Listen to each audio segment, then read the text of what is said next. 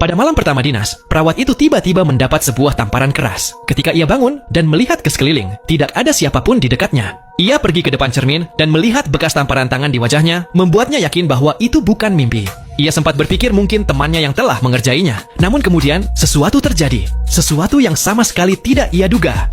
Kisah ini berasal dari sebuah rumah sakit yang ada di Meksiko. Pada hari pertamanya, Sofia harus menjalani shift malam di ruang ICU sendirian. Kepala perawat memberinya kunci dan mengatakan kepadanya, jika pada malam hari ia melihat perawat lain, jangan berbicara dengannya. Begitu Sofia pergi, salah satu perawat berkata bahwa mereka seharusnya mengatakan yang sebenarnya, tetapi kepala perawat langsung melarang.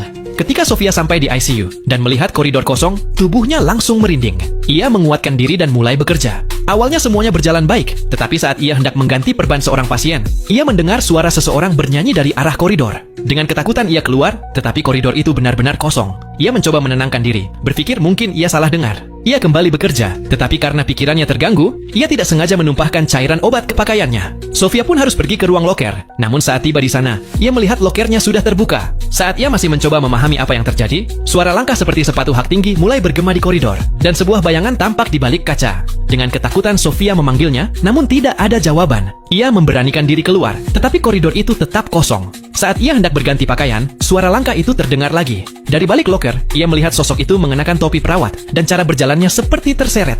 Melihat hal itu, Sofia membeku ketakutan. Sosok itu berjalan seolah-olah akan masuk ke ruangan kapan saja. Tetapi sedetik kemudian, sosok itu lenyap begitu saja dari pandangannya. Sebenarnya, Sofia tidak percaya pada hantu. Jadi ia merasa para rekannya mungkin sedang mencoba menakut-nakuti perawat baru. Ia bahkan tidak sempat berpikir lebih jauh, karena pasiennya masih menunggunya. Jadi, Sofia segera kembali ke ruang perawatan. Saat ia hendak memberikan obat pereda nyeri, pasien itu berkata bahwa seorang perawat berjubah hitam sudah datang lebih dulu dan memberinya suntikan. Sofia memeriksa rekamannya, dan memang ada sebuah tanda tangan aneh di sana, dan jumlah obat pereda nyeri di baki berkurang.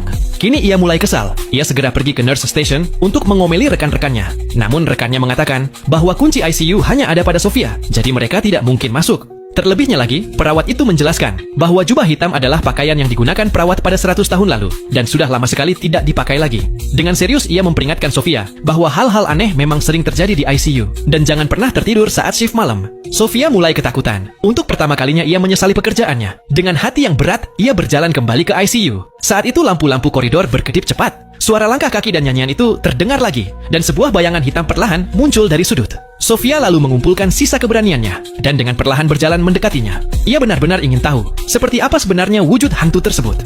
Nah, jika kalian penasaran dengan alur selanjutnya, kalian bisa saksikan film ini dengan judul Turno Nocturno 2024.